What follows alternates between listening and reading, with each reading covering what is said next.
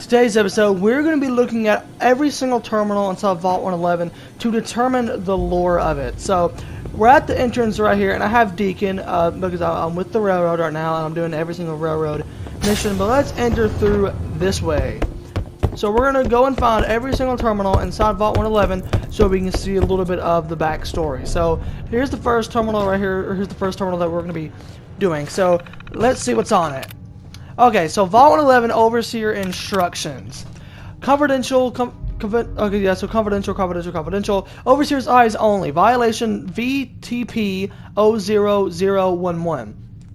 Vault 111 is designed to test the long-term effects of the suspended animation of unaware human subjects. Your staff will be on short-term assignment to monitor basic cardiovepoline. I have no idea what that says, because it's a big word. And cognitive functions, long-term monitoring.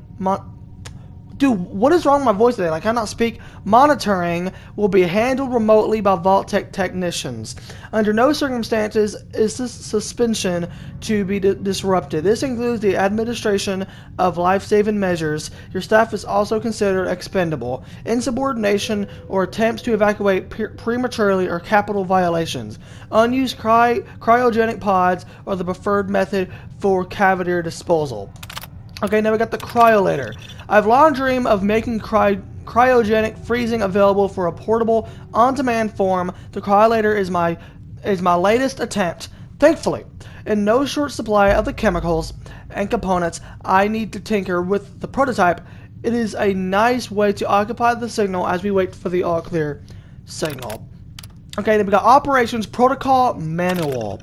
Alright, now we got three right here. We're going to start off with residence admittance. So let's get okay, upon activation notice from vault-tec, all personnel are required to report to the entry and assist with admittance of vault residents. Excuse me again. Security personnel will maintain order and ensure that no personnel or residents attempt to evacuate the vault. Research staff will be responsible for resident intake and escort each to the designated cryogenic pod. Residents not accounted for in the manifest should be asked to step aside and detained forcefully by security if necessary. Once all residents have been sealed into the reservation chambers, dispose of any of the detainees. Vault entryway must wait. Hold on. Let me try that again. Vault entryway must remain sealed under any circumstances. And then we got staff duties. We got that right here as well, so we're going to do science staff. Members of the research team must daily monitor the vital signs of the cryogenically preserved residents. Whatever, card eye monitoring. There you go. Card monitoring. I don't know. And cognitive activity in particular must be recorded hourly. Life-saving intervention is the only permitted if greater than 80% of the residents' population have been perished while in cryogenic suspension and must not interrupt suspension. Independent research is encouraged and left to overseer discretion. Security personnel. Security patrols are to be carried out on a consistent 8-hour rotation. Security priorities include monitoring for signals or intrusion, checking for atmosphere leaks, settling disputes among personnel, enforcement of all regulations set forth by the overseer, enforcement of all regulations set forth by vault-tec. And then we got facility services and maintenance. So let's see what we got in here. Due to the nature of Vault 111, personnel will be expected to perform duties outside of the normal qualifications, such as janitorial duties and food preparation. The exact distribution of these roles is left to overseer discretion. Alright, now we got all clear and evacuation. We got two right here. Let's do all clear message. Following a nuclear event, vault-tec will monitor hazards such as radiation levels, enemy invasion, subsequent attacks, and other factors. Once conditions are deemed safe, this terminal will receive an all clear notice. And what in the world is my cat doing? Oh no, she's eating. Upon receiving all clear notice, vault-tec personnel may be evacuated at overseer discretion. Discarded any notices from organizations or individuals not associated with vault-tec, including government and military. Residents are not to be disrupted disrupted or evacuated. Vault-tec will tend to their needs remotely once Vault 11 staff has been evacuated. Alright, mandatory shelter period. Vault 111 is classified as a short-term assignment. Non-resident personnel are expected to carry out research duties and basic maintenance of the vault while awaiting the all-clear signal to evacuate. In the absence of a vault all-clear message from vault-tec, the overseer may elect to evacuate staff after a mandatory shelter period of 180 days of containment. Under no circumstances may Vault 111 staff evacuate during the shelter period, unless we're receiving the all-clear message from vault-tec. Alright, and now we got, what else do we got? Overseer's logs, preparations. We got a couple of these, let's do this. The final staff orientation is complete. All but a few of the residents down in Century Hills have been enrolled, and several from Concord as well. Vault-tec supervisors came up this week to do a technical review with me. This vault is ready to open. I can only imagine what wonders our residents will get to witness. The notion of leaping forward in time, I almost wish I could join them and see the promise of our future realized. October 23rd. It's happened. We were lucky that most of the staff was nearby when the early warning came through. We had less notice than expected, but only Norhagen was missing when we sealed the entrance. Residents' admittance went smoothly. Everyone made it, even the family that waited until the last minute. I was worried there would be more suspension. But things happened so fast for these people, they must have been too overwhelmed to question the cryogenic pods. System malfunction. Strange issue today with pod C3. Subject appeared to be having heart palpitations. Nothing life-threatening, but unusual. We realized that almost too late that the pod was malfunctioning. The cryogenic array almost started thawing her out. We're not sure, but I suspect a hiccup in vault-tec's remote override systems may have sent an errant signal. We'll have to keep an eye out, and I only hope that their systems are reliable once we evacuate the staff. Supplies running low. There's been no all-clear signal yet. Even though we're nearing the end of the 180-day mandatory shelter period, supplies were never intended to last much more than that. And despite my best efforts, people are beginning to question what we're doing down here. If people think we can just leave when the 100 days are up, they're insane. The radioactive exposure would still be potent enough to fry everyone if the vault seals are breached that early. The whole point of the all-clear was to receive additional instructions from the main office. I don't know what to do. I can't open the vault. I can't expect our supplies to last forever. I just have to keep everything under control until they are clear. And then the last one, mutiny. A faction led by the security personnel have turned on me, demanding they will not be allowed to leave the vault.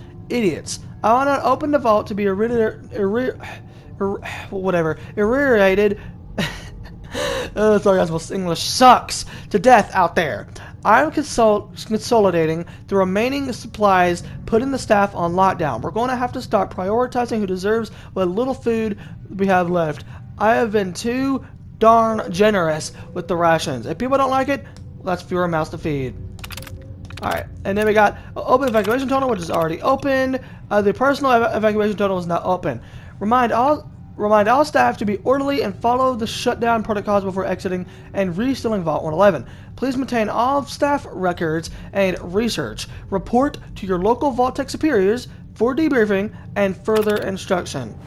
So it seems like there was a mutiny at some point, because them being kept down here for so darn long and running out of food, how could there not? I think once the food started to be an issue, once there started to be a rioting, you have to take that chance. You know, like I would think that, you know, that you would have to take that chance.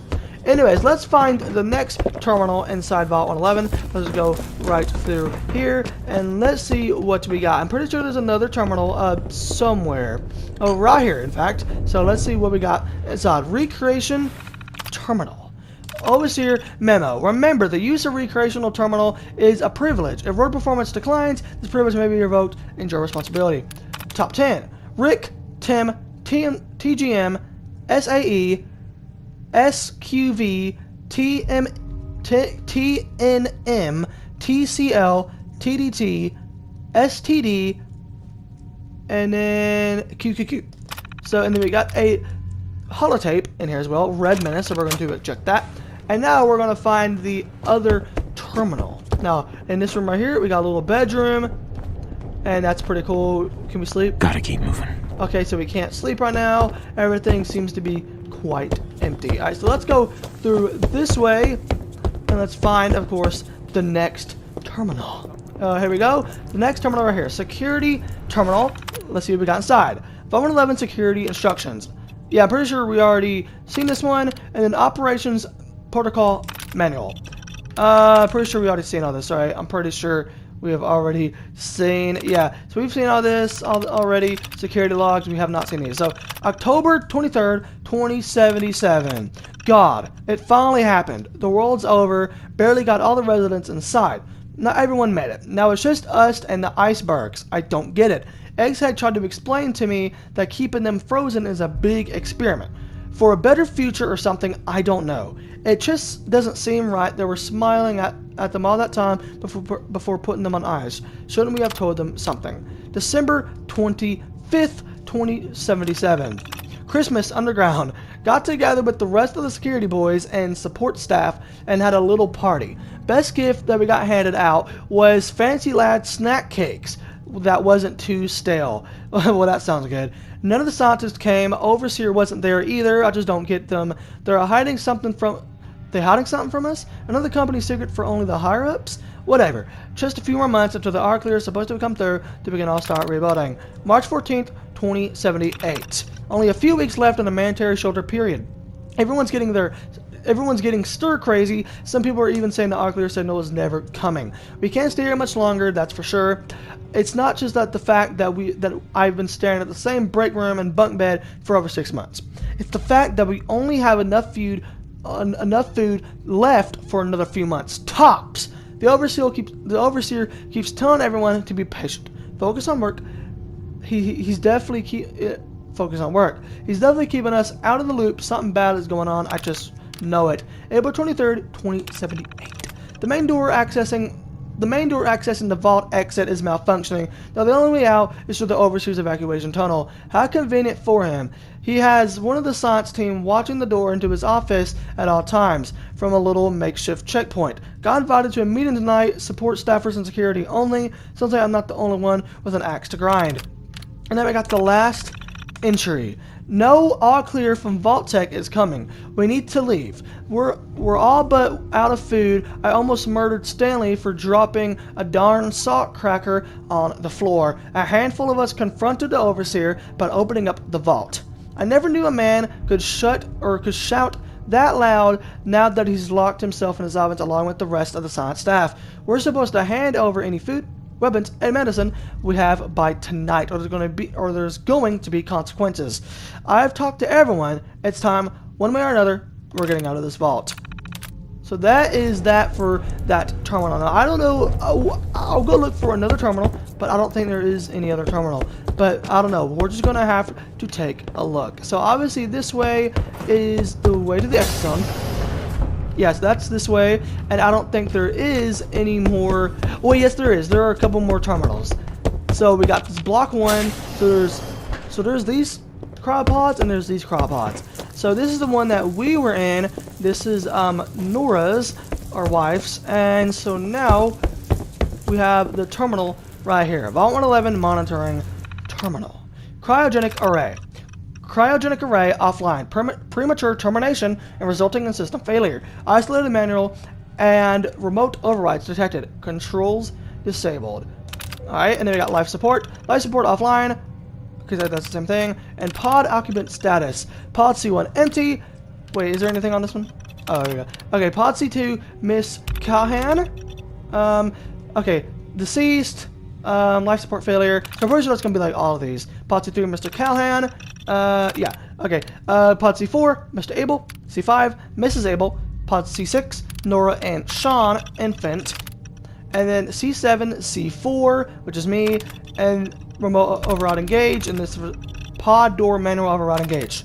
And then C8, Mr. Russell. So that is all that for that one, I think. So now we have to go to the other pod. pods. So I think it's this one. There we are. There's only a couple in here, which is really weird. I'm guessing this is like the special guys or something. I have no idea. But there's a terminal right up here as well. Vault 111 monitoring terminal as well.